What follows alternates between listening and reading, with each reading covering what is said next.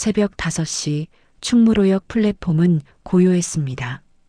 형광등 불빛만이 회색 바닥을 차갑게 비추고 있었지요.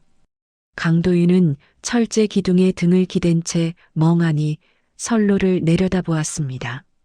38. 부산에서 올라온 지 벌써 15년째였습니다. 전자부품 영업이라는 일은 그에게 꿈이 아니었습니다. 그저 살아남기 위한 수단이었지요. 대학을 졸업하고 처음 잡은 회사는 석 달 만에 부도가 났고 두 번째 회사에서는 상사의 횡령에 휘말려 경찰 조사까지 받았습니다. 세 번째 회사인 지금도 크게 다르지 않았습니다. 강 대리, 이번 달 실적 어떻게 할 거야? 한 달 전부터 팀장의 목소리는 날카로워졌습니다. 도윤이 맡은 거래처가 갑자기 발주를 취소했기 때문이었지요. 하지만 그것은 도윤의 잘못이 아니었습니다. 팀장이 승인한 불량 부품 때문에 거래처가 클레임을 걸었고 결국 계약이 파기된 것이었습니다. 팀장님, 그건 제가 아니라. 시끄러워. 내가 관리를 제대로 못한 거잖아. 팀장은 자신의 결제 서명을 숨기고 모든 책임을 도윤에게 떠넘겼습니다. 회사는 팀장의 말만 믿었지요. 증거를 찾으려 했지만 서류는 이미 사라진 뒤였습니다. 도윤은 작게 한숨을 내쉬었습니다. 손에 든 낡은 가방 끈을 꽉 쥐었지요. 가방 속에는 이력서 10장이 들어 있었습니다. 오늘도 면접이 있었습니다. 새벽 첫 차를 타고 강남까지 가야 했지요. 이대로 버틸 수 있을까?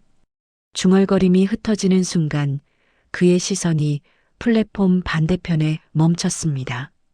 한 소년이 서 있었습니다. 15, 아니 16쯤 되어 보이는 아이였지요. 남루한 회색 후드티를 뒤집어 쓴 채 양손으로 작은 금속 상자를 꼭 껴안고 있었습니다. 상자는 오래된 금고처럼 보였습니다. 표면에 낡은 자물쇠가 달려 있었지요. 이상했습니다. 새벽 첫 차를 기다리는 사람치고는 너무 어렸고 무엇보다 그 표정이 심상치 않았습니다. 소녀는 끊임없이 주변을 살폈습니다. 계단 쪽을 보고 에스컬레이터 쪽을 보고 다시 선로 쪽을 보았지요. 마치 누군가에게 쫓기는 것처럼. 도윤은 고개를 가웃했습니다. 가출 청소년일까? 아니면 새벽 아르바이트를 마치고 돌아가는 길일까? 하지만 그 금고는 설명이 되지 않았습니다. 젠장. 소년의 입에서 작은 욕설이 새어나왔습니다. 그리고 갑자기 몸을 돌려 계단 쪽으로 뛰어갔습니다. 금고를 안은 채 허겁지겁 계단을 올라가는 모습이 보였지요. 도윤은 잠시 망설였습니다. 자신의 일도 아닌데 신경 쓸 이유가 없었습니다. 하지만 묘하게 마음이 쓰였습니다. 그 아이의 눈빛에서 뭔가 절박한 것을 느꼈던 걸까요? 그때였습니다. 이봐, 소년 못 봤나? 굵은 목소리가 플랫폼에 울려 퍼졌습니다. 에스컬레이터에서 2명의 남자가 내려오고 있었습니다. 검은 정장을 입었지만 어딘가 어색했습니다. 한 명은 목에 문신이 살짝 보였고 다른 한 명은 손에 무언가를 쥐고 있었지요. 금고드네요. 방금 여기 있었는데. 남자들은 도윤에게 다가왔습니다. 거리가 좁혀질수록 위압감이 커졌습니다. 못 봤습니다. 도윤은 차분하게 대답했습니다. 거짓말이었습니다. 왜 거짓말을 했는지 스스로도 알 수 없었지요. 다만 본능적으로 저 남자들에게 소년을 넘겨주면 안 될 것 같았습니다. 정말? 이 시간에 여기 있는 사람이 당신밖에 없는데? 남자가 한 걸음 더 다가섰습니다. 도윤은 뒤로 물러서지 않았습니다. 첫 차 기다리는 중입니다. 다른 건 모릅니다. 남자는 도윤을 한참 노려보았습니다. 그러다 혀를 차며 돌아섰습니다. 계단 쪽 확인해. 두 남자는 소년이 사라진 방향으로 뛰어갔습니다. 도윤은 천천히 숨을 내쉬었습니다. 등에 식은땀이 흘렀지요. 손이 미세하게 떨렸습니다. 얼마 후 지하철이 들어왔습니다. 문이 열리고 도윤은 빈칸에 올라탔습니다. 창밖으로 어둠이 흘러갔습니다. 그는 문득 생각했습니다. 저 소녀는 무사할까? 그리고 저 금고 안에는 무엇이 들어있을까? 강도윤은 알지 못했습니다. 오늘 새벽 충무로역 플랫폼에서 목격한 그 짧은 순간이 그의 평범했던 삶에 균열을 낼 것이라는 사실을. 지하철은 어둠 속으로 미끄러져 들어갔습니다. 지하철은 어둠 속을 달렸습니다. 도윤은 창밖을 바라보며 마음을 가라앉히려 했습니다. 하지만 쉽지 않았지요. 아까 그 소년의 얼굴이 자꾸 떠올랐습니다. 아저씨. 갑자기 옆에서 목소리가 들렸습니다. 도윤이 고개를 돌리자 그 소년이 서 있었습니다. 숨을 헐떡이며 금고를 꼭 껴안고 있었지요. 어떻게, 저 좀 도와주세요. 소년의 목소리는 떨렸습니다. 눈가가 붉어져 있었습니다. 울고 있었던 것 같았지요. 도윤은 주변을 둘러봤습니다. 다행히 칸 안에는 그들뿐이었습니다. 새벽 첫 차라 승객이 거의 없었지요. 앉아. 소녀는 도윤 옆자리에 털썩 주저앉았습니다. 숨소리가 거칠었습니다. 한참을 뛰어온 것 같았지요. 이름이 뭐니? 지호요. 김지호. 나이는? 13이요. 13. 도윤은 속으로 한숨을 쉬었습니다. 중학생이었습니다. 이 시간에 지하철을 타고 있을 나이가 아니었지요. 집은 어디고 부모님은? 지호는 대답하지 않았습니다. 그저 금고를 더욱 세게 껴안았습니다. 도윤은 금고를 바라봤습니다. 낡은 금속 표면에 긁힌 자국이 많았습니다. 자물쇠는 숫자 조합식이었지요. 그 안에 뭐가 들었는데? 말하면 믿어주실 거예요? 모르지. 일단 말해봐. 지호는 잠시 망설였습니다. 그러다 조심스럽게 금고를 무릎 위에 올려놓았습니다. 숫자를 돌려 자물쇠를 열었지요. 찰칵. 뚜껑이 열렸습니다. 도윤은 안을 들여다봤습니다. 서류 뭉치와 작은 USB 메모리가 들어 있었습니다.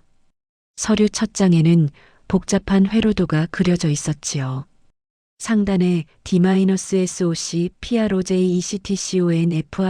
PROJECTCONFIDENTIAL이라는 글자가 보였습니다.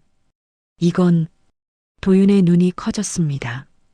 전자부품 영업을 하면서 수없이 본 종류의 문서였습니다. 반도체 설계 도면이었지요. 어디서 난 거야? 아빠가 줬어요. 지호의 목소리가 작아졌습니다. 아빠는 회사에서 연구원이었어요. 큰 회사요. 근데 갑자기 해고됐대요. 아빠가 잘못한 게 아닌데. 어느 회사? 대성전자요. 도윤은 숨을 멈췄습니다. 대성전자. 국내 3위 반도체 기업이었습니다. 도윤의 회사도 대성전자와 거래를 하고 있었지요. 해고된 게 언제인데? 3달 전이요. 그리고 1달 전에 아빠가 이거 주면서 말했어요. 절대 남한테 보여주지 말라고. 만약 자기가 사라지면 경찰에 가져가라고.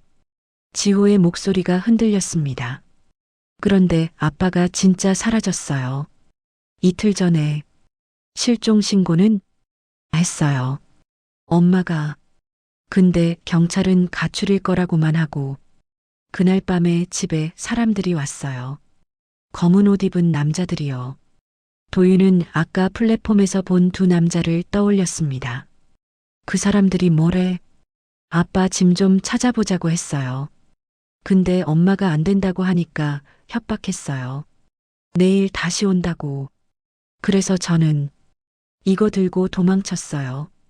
지호는 금고를 쓰다듬었습니다. 작은 손이 파르르 떨렸지요. 도윤은 서류를 다시 봤습니다.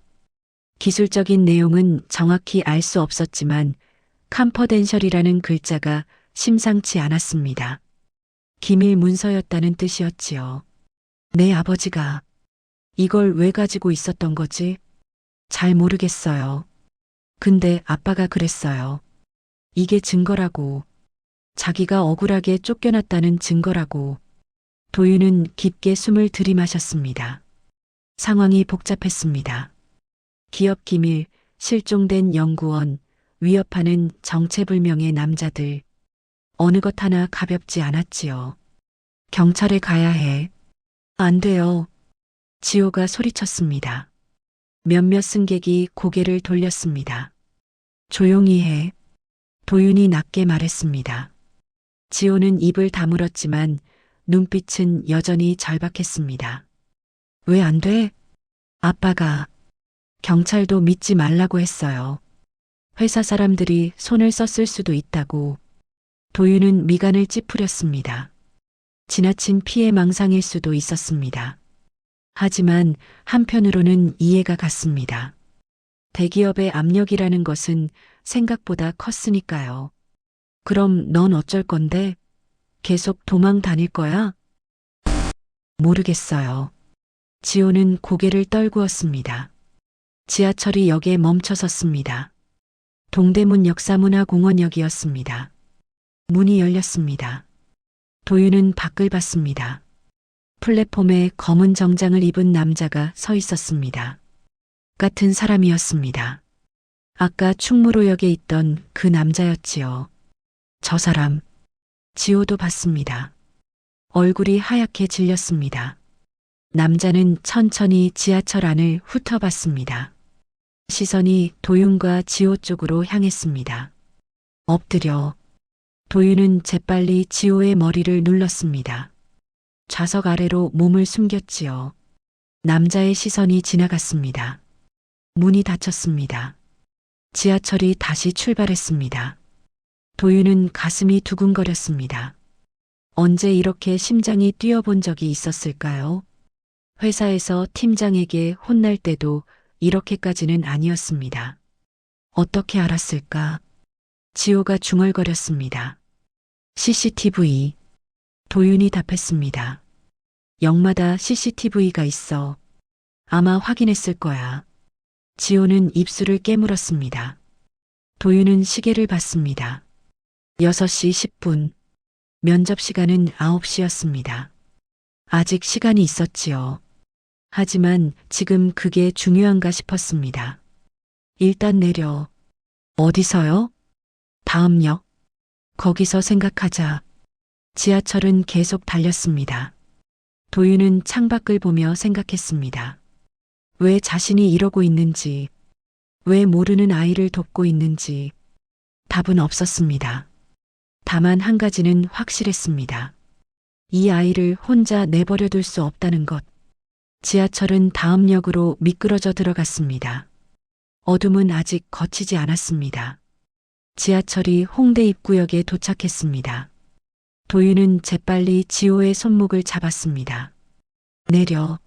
문이 열리자마자 두 사람은 플랫폼으로 뛰어내렸습니다. 지호는 금고를 가슴에 꽉 안았지요. 도윤은 뒤를 돌아봤습니다. 3명의 남자가 계단을 내려오고 있었습니다. 검은 패딩을 입은 사람들이었습니다. 그중 한 명은 아까 충무로역에서 본 얼굴이었지요. 저 사람들이에요. 지호의 목소리가 떨렸습니다. 뛰어. 도윤은 에스컬레이터 쪽으로 달렸습니다. 지호가 뒤따랐습니다.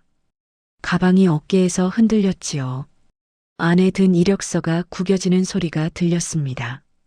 에스컬레이터를 올라 개찰구를 빠져나갔습니다. 새벽이었지만 홍대 거리는 아직 술 취한 사람들로 붐볐습니다. 도윤은 사람들 사이를 비집고 달렸습니다. 비켜주세요. 뒤에서 남자들의 발소리가 들렸습니다. 점점 가까워졌습니다. 도윤은 좁은 골목으로 방향을 틀었습니다. 양옆으로 작은 술집과 카페가 늘어서 있었지요. 골목은 어두웠습니다. 가로등 불빛이 희미했습니다. 아저씨, 지호가 숨을 헐떡였습니다. 다리가 풀리는 것 같았지요. 조금만 더. 도윤도 숨이 찼습니다. 38배 몸은 예전 같지 않았습니다. 10년 전이었다면 이 정도는 문제 없었을 텐데 지금은 폐가 타는 것 같았지요. 골목 끝에 작은 공터가 보였습니다. 재활용 쓰레기통이 쌓여 있었습니다. 도윤은 그 뒤로 몸을 숨겼습니다. 지호를 끌어당겨 함께 웅크렸지요. 숨소리 죽여. 두 사람은 숨을 참았습니다. 심장이 터질 것 같았습니다. 발소리가 들렸습니다. 3명의 남자가 골목 입구에 섰습니다. 어디 갔지? 이쪽일 거야. CCTV에 찍혔어. 빨리 찾아. 차 부장님이 기다리신다. 차 부장. 도윤은 그 이름을 기억했습니다. 남자들이 골목 안쪽으로 걸어 들어왔습니다. 손전등 불빛이 사방을 훑었습니다. 도윤은 지호를 더 깊숙이 끌어안았습니다. 쓰레기통 냄새가 코를 찔렀지요. 불빛이 가까워졌습니다. 도윤은 눈을 감았습니다. 그때 멀리서 사이렌 소리가 들렸습니다. 순찰차였습니다. 경찰이다. 일단 빠져. 남자들이 재빨리 골목을 빠져나갔습니다. 발소리가 멀어졌습니다. 도윤은 천천히 숨을 내쉬었습니다. 온몸에 땀이 흘렀습니다. 셔츠가 등에 달라붙었지요. 괜찮아? 지호가 고개를 끄덕였습니다. 하지만 얼굴은 창백했습니다. 조금 있다 나가자. 두 사람은 쓰레기통 뒤에 앉아 기다렸습니다. 새벽 공기가 차가웠습니다. 지호는 금고를 무릎 위에 올려놓고 쓰다듬었습니다. 아저씨, 왜 저를 도와주세요? 지호의 목소리가 작았습니다. 도윤은 대답하지 않았습니다. 스스로도 확실하지 않았기 때문이었지요. 왜 돕고 있을까? 모르는 아이였습니다. 관계도 없었습니다. 오늘은 면접이 있는 날이었습니다. 지금쯤 강남으로 가야 했습니다. 새 직장을 잡아야 했지요. 하지만 발이 떨어지지 않았습니다. 한 달 전에 말이야. 도윤이 입을 열었습니다. 나도 억울한 일을 당했어. 회사에서. 지호가 도윤을 쳐다봤습니다. 내 잘못이 아닌 일로 책임을 뒤집었었지. 증거도 없었어. 다들 팀장 편만 들었고. 도윤은 쓴웃음을 지었습니다. 그때 생각했어. 아, 세상은 원래 이런 거구나.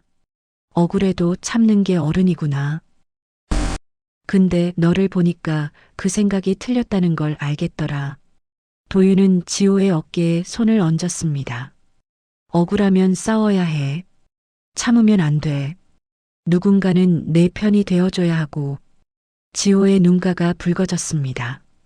저는 무서워요. 나도 무섭다. 도윤이 솔직하게 말했습니다. 근데 괜찮아. 절대 너 혼자 두지 않을게. 지호는 고개를 숙였습니다.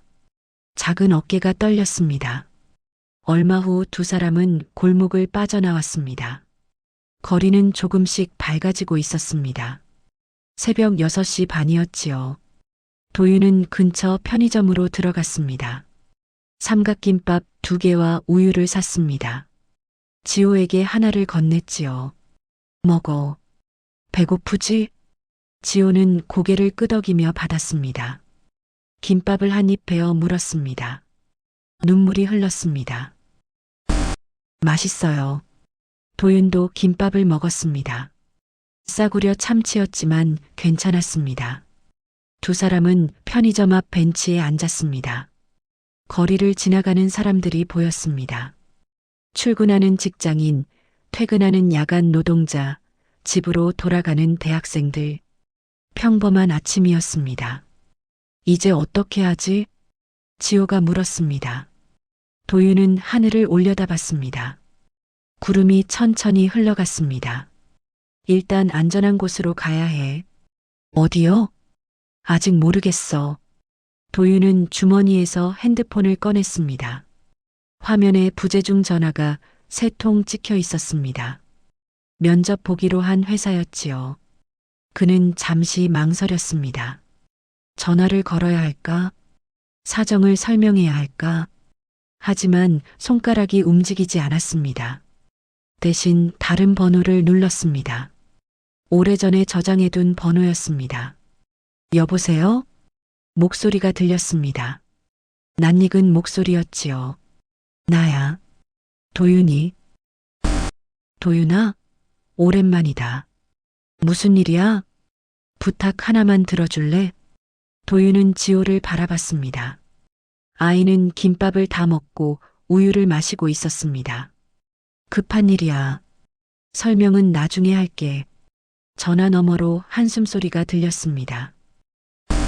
어디 있어? 홍대 9번 출구 쪽. 알았어. 30분 안에 갈게. 전화가 끊어졌습니다. 도윤은 핸드폰을 주머니에 넣었습니다. 가슴이 두근거렸습니다.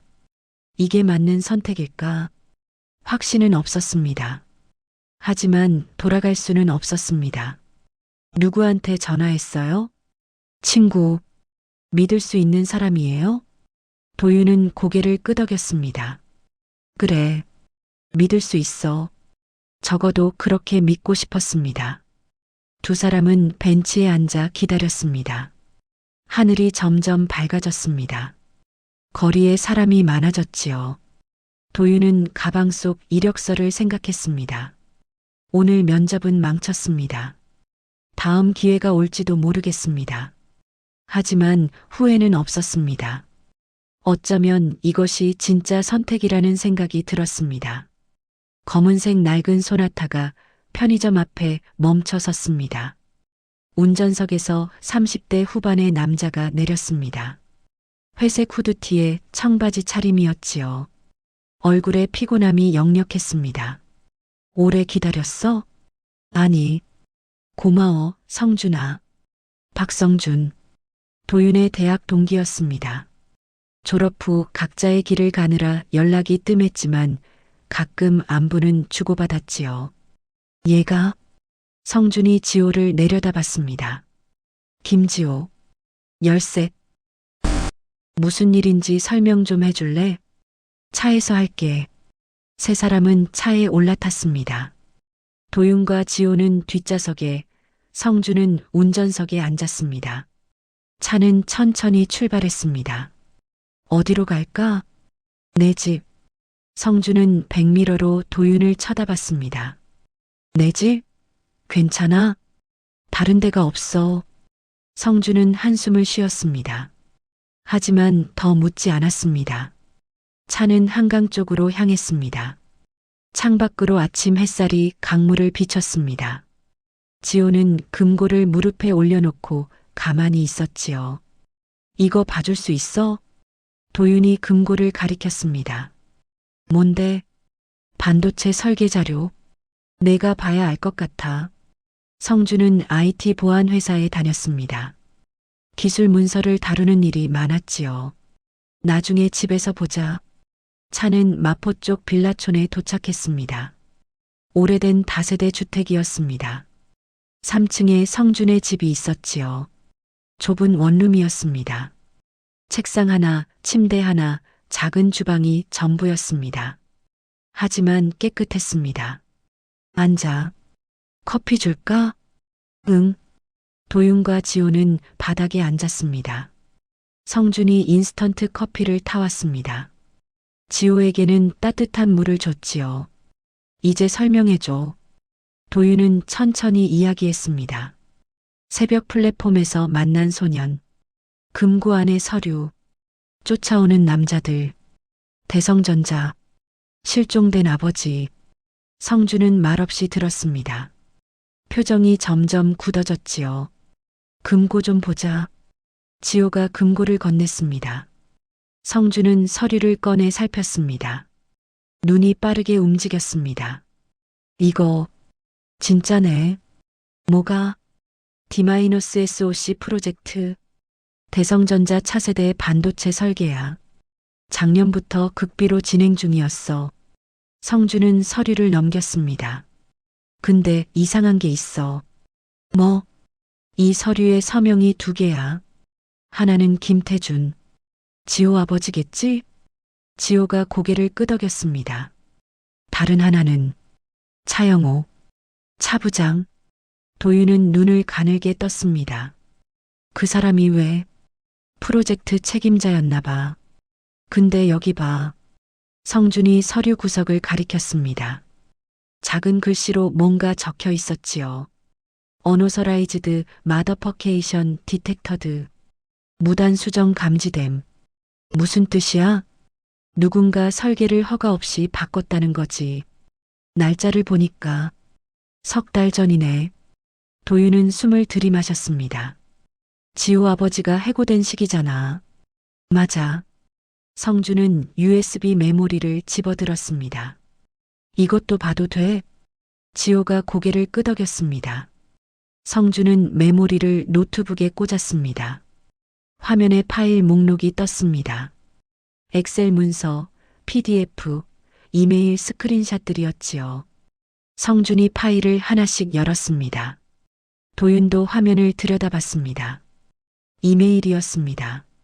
차영우와 외부 업체 사이의 대화였지요.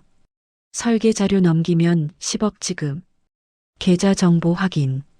다음 주 목요일 송금 예정. 도윤은 입이 벌어졌습니다. 기술 유출이잖아. 그것도 해외로. 성준이 다른 파일을 열었습니다. 계좌 이체 내역이었습니다.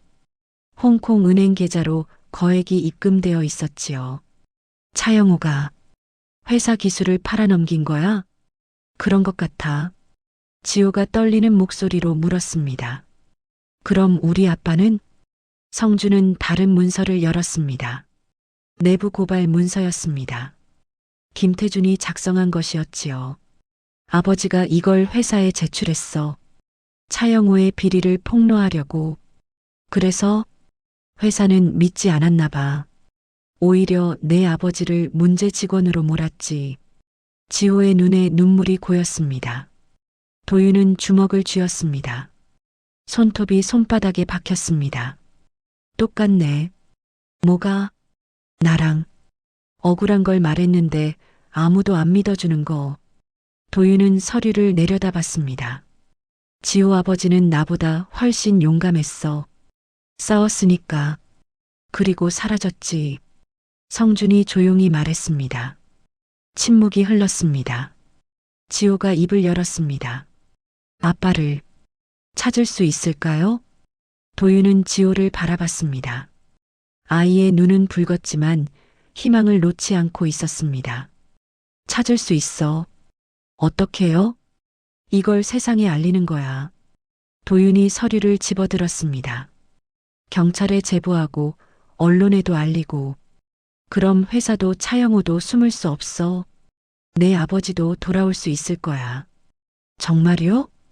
약속은 못해. 근데 최선을 다할 수는 있지. 지호는 고개를 끄덕였습니다. 성준이 말했습니다. 경찰 제보는 내가 돕겠어. 아는 형사가 있거든. 믿을 만한 사람이야. 고마워. 언론은? 도윤은 잠시 생각했습니다. 내가 연락할 때가 있어. 대학 후배가 기자야. 믿을 수 있어? 그래야지. 도윤은 핸드폰을 꺼냈습니다. 주소록을 뒤적였습니다. 오래전 번호가 나왔지요. 전화를 걸었습니다. 신호음이 길게 울렸습니다. 여보세요? 나 강도윤이야. 기억나? 선배님? 오랜만이에요. 무슨 일이세요? 기사 쓸만한 게 있어. 관심 있어? 전화 너머로 팬 소리가 들렸습니다. 어떤 건데요? 대기업 기술 유출, 내부 고발자 실종. 증거는 확실해.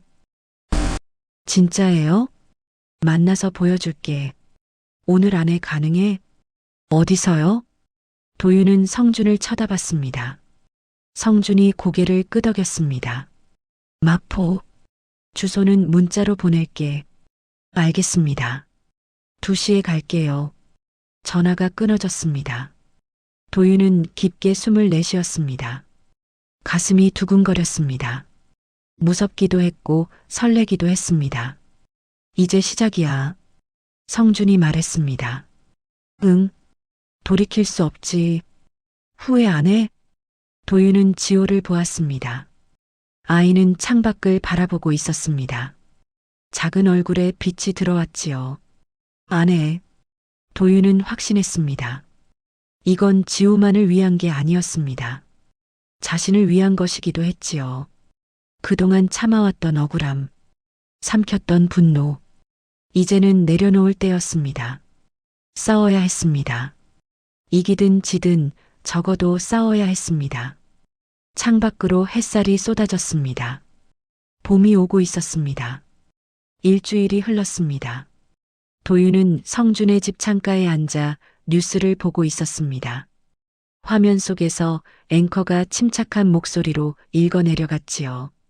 대성전자 연구개발팀 차영우 부장이 기술 유출 및 협박 혐의로 긴급 체포됐습니다. 경찰은 내부 고발자가 제공한 증거를 바탕으로 수사를 진행했으며 해외 계좌로 송금된 금액이 10억 원대에 이르는 것으로 확인했습니다. 화면이 바뀌었습니다. 수갑을 찬 차영우가 고개를 숙인 채 경찰서로 들어가는 모습이었습니다. 도윤은 작게 숨을 내쉬었습니다. 됐네. 응. 잘했어. 성준이 커피를 내밀었습니다. 도윤은 받아 한 모금 마셨습니다. 지호는? 아침에 전화 왔어. 보호시설 생활에 적응 중이래. 아버지는? 아직 찾는 중이야. 근데 경찰이 단서를 잡았대. 곧 소식 있을 거래. 도윤은 고개를 끄덕였습니다. 제보 다음 날 언론이 움직였습니다.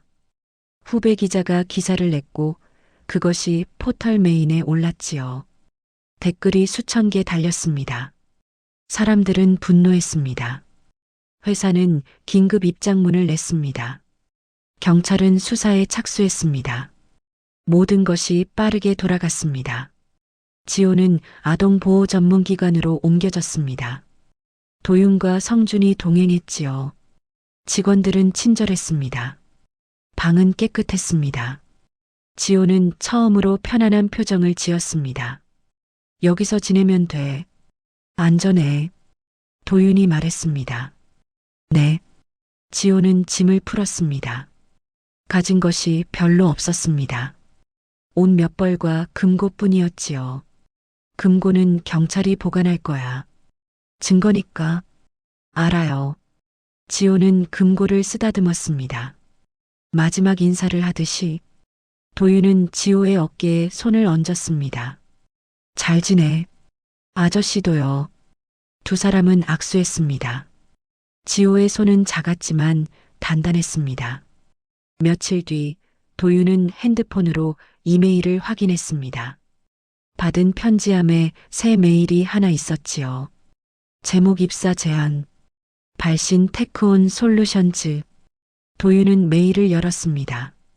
강도윤님, 귀하의 이력과 최근 활동을 접하고 연락드립니다. 저희는 중소 IT 기업으로 정직하고 용기 있는 인재를 찾고 있습니다. 면접 기회를 드리고 싶습니다. 도윤은 화면을 가만히 바라봤습니다. 새로운 기회였습니다. 그는 답장을 썼습니다. 감사합니다. 면접 일정 알려주시면 참석하겠습니다. 전송 버튼을 눌렀습니다. 가슴이 두근거렸습니다. 두렵기도 했고 설레기도 했지요. 이번에는 다를 것 같았습니다. 토요일 오후 도윤은 지호를 만나러 보호시설로 갔습니다. 아저씨, 지호가 웃으며 달려왔습니다. 일주일 사이에 얼굴이 좀 더 밝아진 것 같았습니다. 잘 지냈어? 네. 여기 좋아요.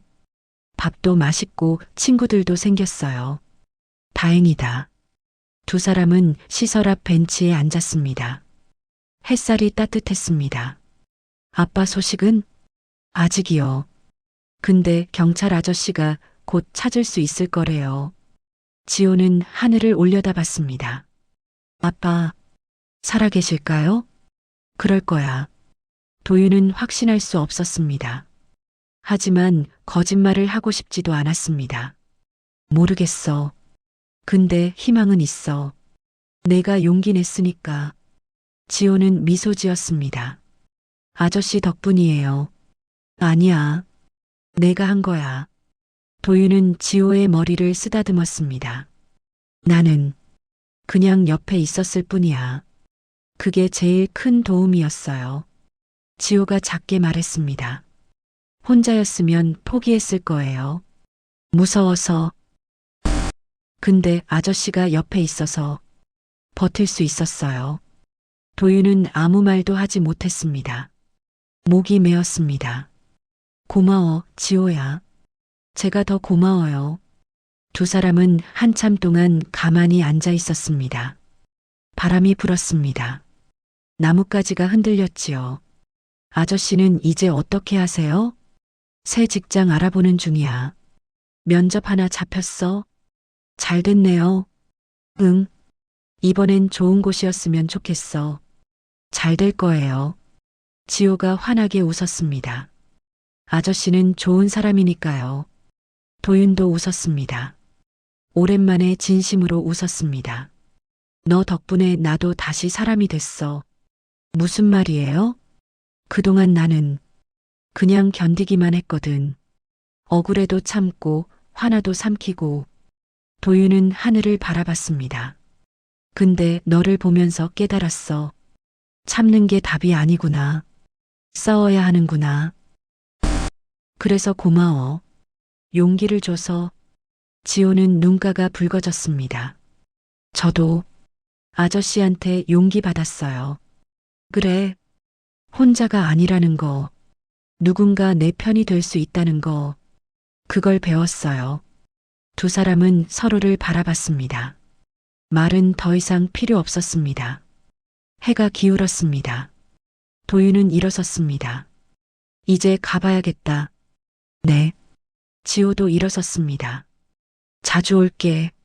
진짜요? 약속? 도윤은 손을 내밀었습니다. 지호가 그 손을 잡았습니다. 우리 둘 다 이제 다시 시작하자. 네. 지호가 크게 대답했습니다. 도윤은 시설을 나섰습니다. 뒤돌아보니 지호가 손을 흔들고 있었습니다. 도윤도 손을 흔들었지요. 버스 정류장으로 걸어갔습니다. 저녁 바람이 시원했습니다. 핸드폰이 울렸습니다. 성준이었습니다. 어디야? 보호시설 앞이야. 지호 만나고 오는 길. 잘 됐네. 너 올 때 술 사와. 오늘 축하주 한잔하자. 무슨? 내가 다시 사람 됐다는 거. 도윤은 웃었습니다. 알았어. 전화를 끊었습니다. 버스가 왔습니다. 도윤은 올라탔습니다. 창가 자리에 앉았지요. 창밖으로 노을이 보였습니다. 하늘이 붉게 물들었습니다. 아름다웠습니다. 도윤은 생각했습니다. 이제 시작이구나. 새로운 일, 새로운 사람들, 새로운 기회. 두렵지만 괜찮았습니다. 이번에는 도망치지 않을 것입니다. 억울하면 말할 것입니다. 부당하면 싸울 것입니다. 그리고 누군가 도움이 필요하면 손을 내밀 것입니다. 지호처럼. 버스는 저녁 거리를 달렸습니다. 사람들이 집으로 돌아가고 있었습니다. 가게마다 불이 켜졌습니다. 평범한 풍경이었습니다. 하지만 도윤에게는 달라 보였습니다.